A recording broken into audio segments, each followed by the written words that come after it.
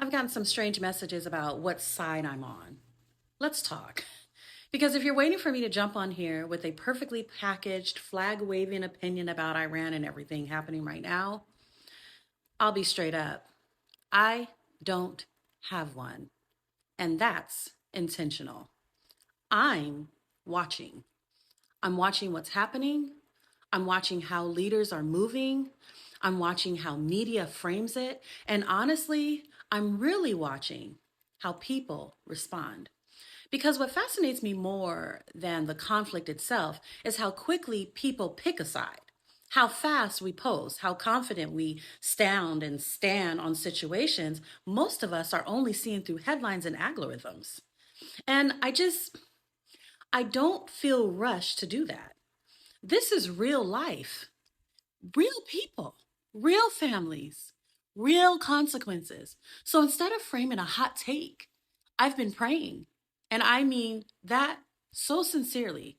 Praying that humanity would slow down, that nations would act with wisdom instead of ego, that decisions wouldn't be driven by greed, power, and pride. Because historically, when nations move out of ego and self interest, regular people like you and I pay the price. And I think we forget that. I don't need to win an argument online. I don't need to prove information or prove I'm informed. I don't need to perform to outrage.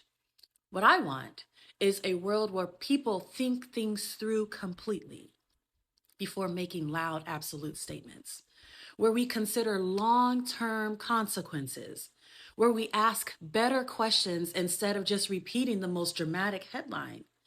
You can care deeply and still say, I'm observing and I am praying.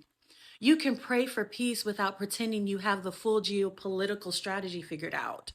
You can hope for kindness across nations without endorsing everything any government does. And honestly, that feels more responsible to me. So, my thoughts right now, I don't have sides.